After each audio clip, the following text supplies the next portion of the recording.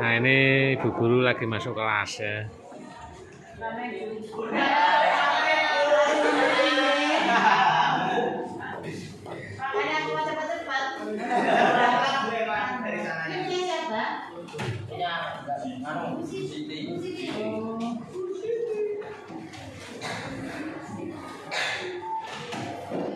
Ya masih ngantuk. Lanjut.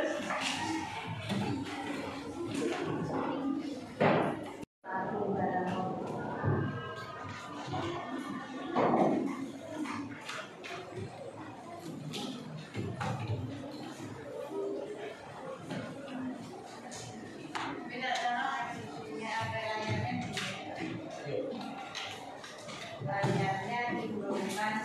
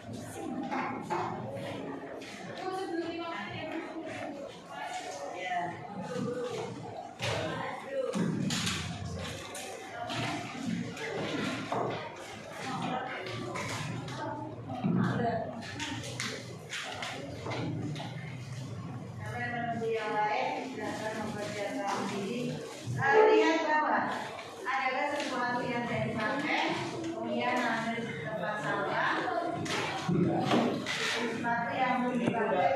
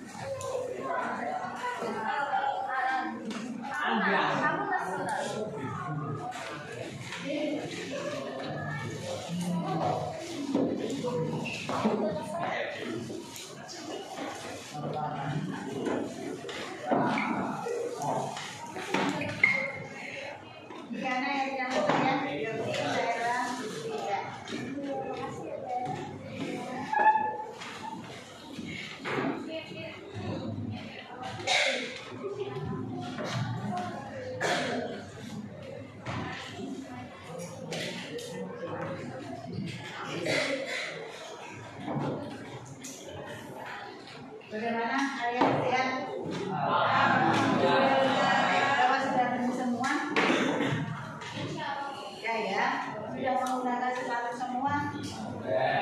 Ya, biasakan apa yaitu menjaga kebersihan di rumah kalian. Apalagi sekarang hampir setiap hari itu masih ada anak yang sakit. Salah satu penyebabnya bisa jadi karena kalian tidak menjaga kebersihan. Ya.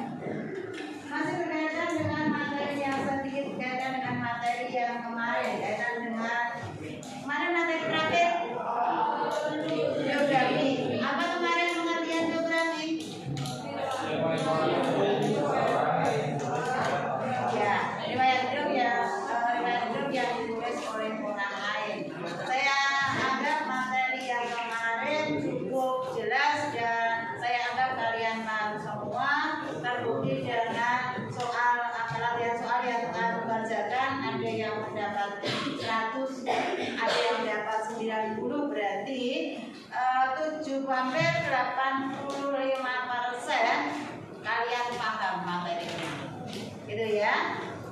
Materi sekarang yaitu kaitan dengan puisi.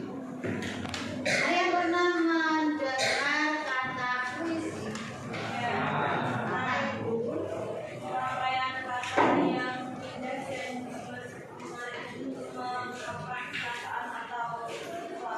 Ya, rangkaian bisa dikatakan rangkaian atau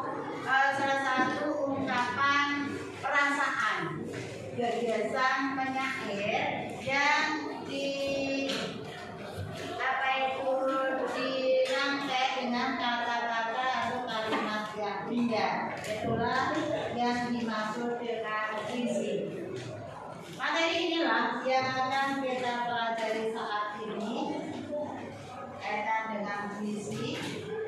Seperti yang telah disampaikan teman kalian pengertian puisi, dari pengertian tersebut kira-kira unsur apa yang perlu ada di dalam sebuah puisi? Majas, ya. Selain majas, apa? Sajak atau ya, apa itu rima? Ya. Terus apa lagi? Citraan, ya, citraan. Apa itu citraan? Mungkin ada yang sudah tahu apa itu citraan? Ya, pengimajinasian, bagi mudahnya itu pengimajinasian, itu citraan. Lanjut, yang ketiga berarti kata konkret. Kata konkret. Apa itu kata konkret? Yang sudah ada atau berwujud. Keberadaannya itu bisa kita lihat, mungkin bisa kita raba, ada wujudnya. Lanjut, yang terakhir keempat berarti konotasi. Kata konotasi, bahwa dalam sebuah puisi tidak semua kata-kata yang digunakan itu bermakna sebenarnya. Ada beberapa makna yang tidak sebenarnya atau mengandung nilai rasa tertentu. Itulah yang dimaksud dengan makna konotasi. Sebelum kita lanjut ke materi puisi, saya ingatkan kaitan dengan kesepakatan yang telah kita buat bersama, dan nomor 3 sudah saya langgar kemarin. Makanya kemarin tadi saya cepat-cepat daripada nanti saya dimarahi kalian lagi. Tidak boleh makan jelas, tidak boleh. Dan yang sudah kamu lakukan nomor 2 tetap menjaga kebersihan. Ya, caranya seperti setiap saya masuk, saya mengingatkan lihat sekitar kalian sudah bersih atau belum, masih ada kertas tidak dipakai atau tidak, yaitu untuk menjaga kebersihan. Seperti saya sampaikan juga, karena selain bisa dengan bersih kalian tetap menjaga kesehatan kalian, kalau ajaran Islam juga kebersihan adalah bagian dari iman. Maka tetap kalian jaga kebersihan kalian. Ya. Kemudian yang lain saya pikir cukup paham, dan harapan saya kalian tetap menepati kesepakatan yang telah kita buat bersama. Lebih lanjutnya nanti selesai pembelajaran ini, andai ada kesepakatan lain bisa kita tambahkan, atau ada sesuatu yang perlu kita ubah, ya bisa saja. Bisa jadi yang nomor 3 belajar menemukan perasaan, betul sekali. Ada yang menambahkan? Belajar untuk mengeluarkan perasaan, memang kembali ke pengertian puisi tadi, ungkapan perasaan, ungkapan gagasan, penyair lewat kata-kata yang indah. Dengan kita mempelajari puisi, kita akan belajar mengungkapkan perasaan. Dan saya yakin itu sangat berkaitan dengan kehidupan kita sehari-hari. Dan saya yakin itu bermanfaat bagi kalian. Siapa tahu di antara kalian itu dengan belajar puisi ini kalian bisa menjadi seorang penyair. Jangan sampai seorang penyair yang terkenal bisa jadi membuat satu puisi saja hasilnya berjuta-juta. Itu sesuatu yang membanggakan. Maka harusnya mempelajari puisi yaitu terapkan pada diri kamu. Siapa tahu itulah bakat kalian menulis puisi. Itulah bakat kalian, cara kalian mengungkapkan. Dan apa aplikasikan dalam kehidupan sehari-hari. Belum tentu bisa jadi kalian kurang di materi atau mempelajari matematika, tapi pandai merangkai kata-kata. Yang tahu bakat kalian sendiri, yang bisa mengembangkan bakat kalian juga kalian sendiri. Masa depan kalian juga ada di tangan kalian sendiri. Gitu ya. Itulah mengapa kita perlu atau manfaat dari mempelajari puisi. Ya. Lanjut. Ini sekilas tadi sudah kalian sampaikan kaitan dengan pengertian puisi dan unsur-unsur dalam puisi. Ya. Sebelum kita mempelajari lanjut kaitan dengan puisi, yang mungkin pernah saya sampaikan bahwasanya bentuk karya sastra itu pada dasarnya ada 3, puisi, prosa, dan drama. Bisa memilah antara ketiga tersebut, bisa membedakan. Prosa itu yang karya sastra yang tidak terikat kata-kata, sehingga kita bebas menggunakan kata-kata, bebas menggunakan kalimat dalam karya tersebut. Misalnya cerpen, dalam cerpen kan kita bebas menggunakan kalimat, ya kita bebas kita lebih leluasa menggunakan kalimat. Dan prosa biasanya itu lebih mudah kita pelajari karena kalimatnya itu lebih jelas, lebih panjang lebar. Nah, kalau puisi jelas kalian tahu ya. Nah, secara sederhana puisi juga bisa ada yang mengatakan karya sastra yang terikat kata-kata. Di nama kata ini ada 4. Majas sendiri ada 4, yaitu majas perbandingan, pertentangan, sindiran, dan penegasan. Ini secara garis besar. Majas perbandingan sendiri masih dibagi lagi menjadi 5. Saya lanjut ke bawah ya, karena nanti perbandingan masih ada di bawah lagi. Ya, inilah majas perbandingan. Ya, termasuk majas perbandingan sebenarnya ada 6. Personifikasi, metafora, simila, asosiasi, dan hiperbola serta eufemisme. Ya. Dari ke 5 itu saja, Pak. 5 itu mana yang tidak kalian pahami? Apa? Asosiasi, ya. Personifikasi paham ya? Paham. Metafora paham ya? Ya. Membandingkan secara langsung, yaitu metafora. Kemudian simile itu perbandingan secara tidak langsung. Bisa membedakan repetisi, paralelisme bisa. Ya, lanjut yang keempat yaitu retorika, retoris.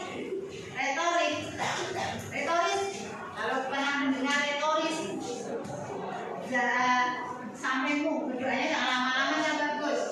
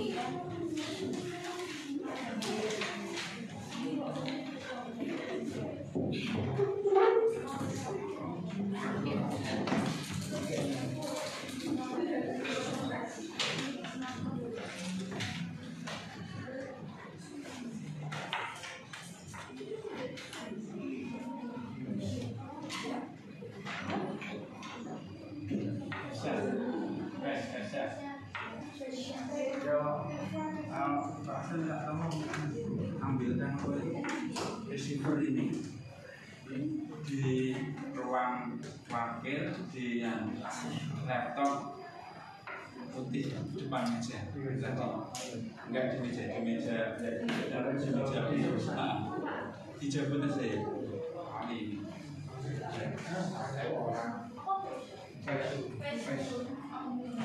receiver apa dia yang kayak flash disk. Kalau lagi ya Pak, dalam tetap loh ya, ini di nilai Pak Agung loh kamu.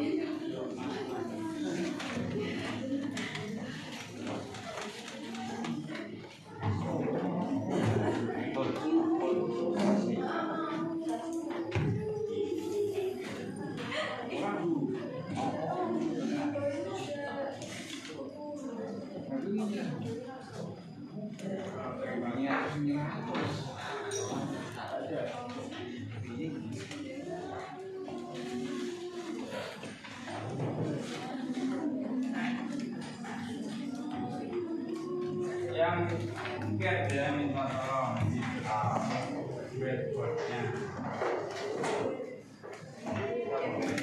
Ini apa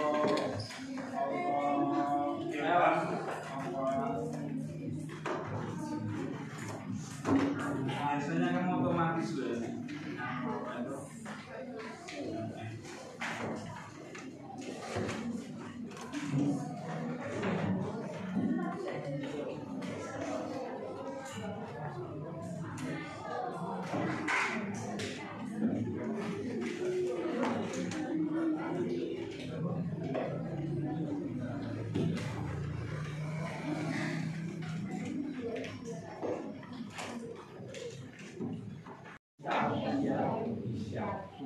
Itu yang hidupnya sama ada ya. Yang lain sudah ganti mobil ya. Ya, pipa 6. Hari ini kita akan diskusi tentang fisika inti dan radioaktivitas ya. Mungkin sudah pernah belajar ini juga kamu ya. Bahkan kemarin sudah saya bagikan tentang bahan ajarnya ya. Saya berharap kamu di rumah sudah mempelajari ya, sehingga kamu punya pengetahuan awal ya. Pengetahuan awal itu nanti akan mengefektifkan kita dalam belajar. MIPA 6 pengetahuan awal itu seperti kalau misalnya kita ingin ngisi botol ini ya penuh, kalau botol ini penuh itu berarti tujuan pembelajaran tercapai. Nah, kalau kamu sudah punya pengetahuan awal dengan belajar dulu di rumah, maka kamu itu sudah menuangi botol ini separuh misalnya. Kalau tidak separuh ya 4 dan seterusnya. Dan nanti reaksi ini reaksi ini ada 2, betul ya? Apa saja itu? Ada dong? 4 reaksi itu ya. 4 apa saja? Banyak kan? Halo? Reaksi inti ya. Nah, reaksi inti ada 2, betul ya? Apa saja itu? Apa? Efek massa, apalagi efek massa menjadi energi tingkat inti. Terus apa lagi? Dalam ini kalau yang disebutkan Risa itu adalah apa namanya energi tingkat inti itu ya. Kalau reaksi inti ada 2 ya. Apa saja? Fisi dan fusi. Nah, fisi dan fusi. Fisi itu apa? Berarti fisi itu apa? Fisi pembelahan, kalau fusi penyatu. Yang lain, reaksi fusi itu penyatuan, penggabungan. Kalau reaksi fisi itu pembelahan. Pecah. Fisi ya berarti inti berat menjadi inti yang lebih ringan ya. Kalau fusi itu penggabungan. Reaksi fusi bintang ya. Di sana terjadi apa kalau reaksi fusi itu? Penggabungan apa ke apa?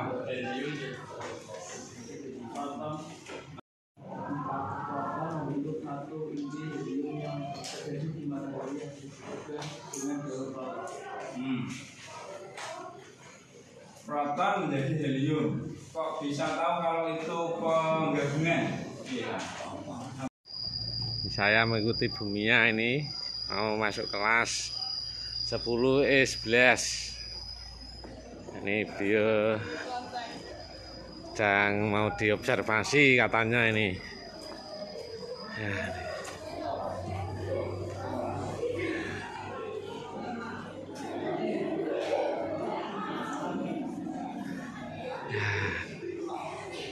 kita masuk kelas.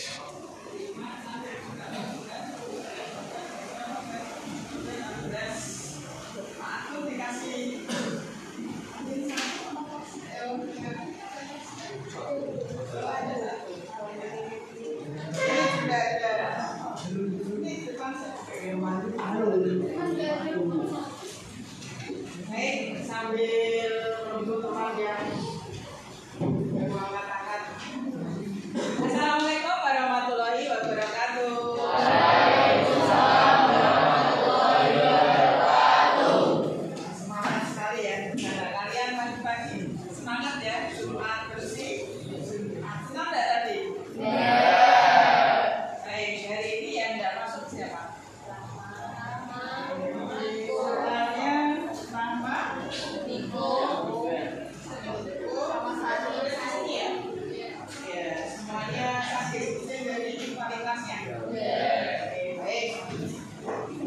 Baik, hari ini Budia akan memberikan topik yang kemarin sudah selesai. Apa kemarin topiknya? Menarik sekali, nanti kita lanjutkan berikutnya. Baik, hari ini Budia ingin menyampaikan tentang yang kalian lakukan setiap hari. Nah, disiplin diri itu kunci meraih kesuksesan. Betul nggak itu? Betul.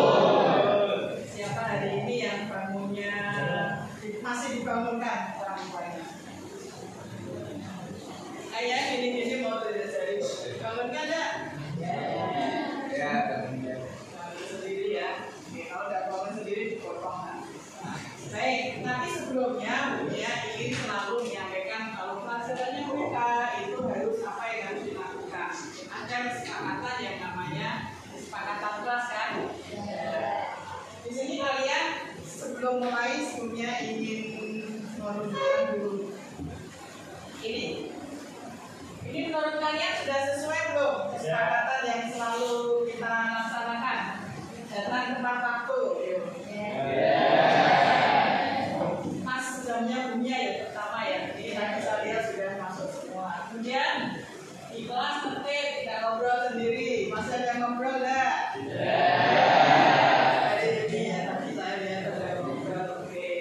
HP tidak digunakan atau main sendiri kecuali saat dianjurkan menggunakan HP untuk media belajar. Nanti misalnya diskusi, oke, biasanya Budia akan silakan gitu kan. Kemudian apa lagi? Tidak mengerjakan tugas lain, tapi yang lain mengerjakan tugas yang lain. Kesepakatan ya, ini kesepakatannya Budia yang selalu kita sampaikan. Kemudian apa lagi? Tidak mengerjakan tugas pelajaran lain, menjawab pertanyaan saat ditanya awal kompak. Itu tadi yang mudah, tapi nanti pada saat sudah topik berjalan kalian juga harus menjawab. Jangan takut. Di sini ada mengerjakan tugas dengan sungguh-sungguh, waktu saat kelompok presentasi harus semua kerja, tidak ada sesi permainan partisipasi. Saat mau keluar kelas harus izin, kelas harus bersih, tadi harus dibersihkan ya. Dan menghormati sesama teman, tidak saling mengejek kalau temannya mau jawab salah. Ada lagi nggak? Ada yang ditambahin? Ada, harusnya ada. Tidak boleh tidur di kelas. Ya, ini harus ditambahin ya. Kesepakatan ya. Menurut kalian ingin sukses atau mau disiplin tidak dong? Ya. Kemudian apa sih yang orang tidak disiplin itu bisa sukses? Maksudnya apakah orang tidak disiplin itu bisa sukses tidak?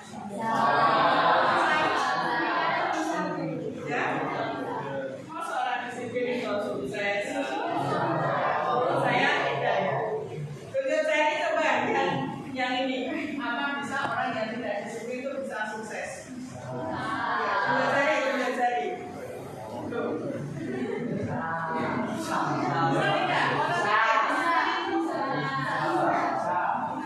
Orang yang tidak disiplin itu bisa sukses tidak? Tunjuk jari yang setuju.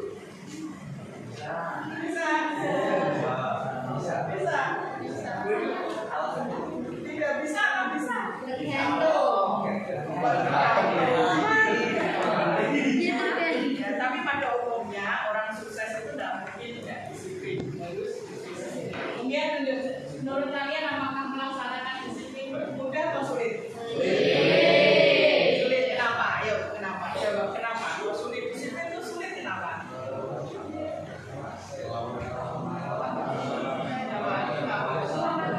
Coba yang lain mendengarkan.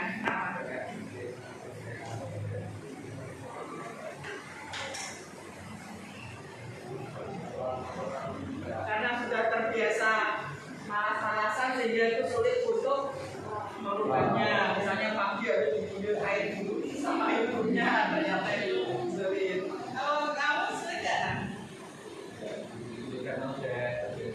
Terbiasa ya. Siapa yang sulit? Yang ceritanya ini sulit nggak? Tidak, ya tidak sulit.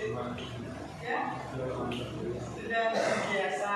Oke, jadi ada yang sulit, ada yang kamu akan lebih baik lagi karena PR tidak mengerjakan menumpuk akhirnya yuk ya gurunya akan lebih baik. Oke, jadi ini ya hal yang bisa dijadikan kamu. Baik. Sebelum Bumia masuk ke topiknya, Bumia ingin menyampaikan dulu kenapa kok Bumia memberikan topik ini, karena saya lihat anak-anak di sini sih oke ya, disiplin juga ya. Kenapa setelah saya memberikan materi ini nanti kalian itu paham apa yang dimaksud disiplin, kemudian mampu mengklarifikasikan macam-macam disiplin itu apa saja. Nah ini nanti yang kalian, misalnya disiplin sosial itu macamnya apa, ya nanti kalian bahas. Kemudian apa yang harus dilakukan biar sukses. Ya. Oke, baik. Ini pembukaannya. Coba kita biar semangat lagi. Boleh duduk, boleh berdiri, atau berdiri saja. Kita main biar kalian semangat.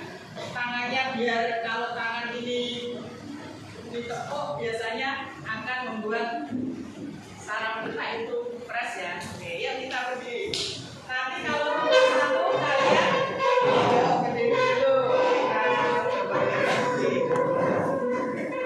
Yuk berdiri. Kalau nomor 1 nomor 2, nomor 3, nomor setengah. Nomor setengah nanti kalian bilang ya, nomor setengah. Jangan pernah meragukan ya kalimat ini. Memang benar ada cara cepat seorang itu bisa sukses, bisa kaya, tapi biasanya dengan cara instan. Assalamualaikum warahmatullahi wabarakatuh. Selamat jumpa dengan channel Agung Cidengaran Timur, yang pada kesempatan ini sudah menyampaikan ya informasi kegiatan observasi kelas. Nah, pada kesempatan ini ada 2 kelas yang diobservasi. Yang pertama kelasnya Ibu Dr. Anda Sri Sudarmiati, guru BK. Kemudian yang satunya lagi adalah kelas yang dikelola oleh Ibu Sumara Rahayu, SPD Guru Bahasa Indonesia. Mudah-mudahan bisa menjadi inspirasi Bapak Ibu semuanya.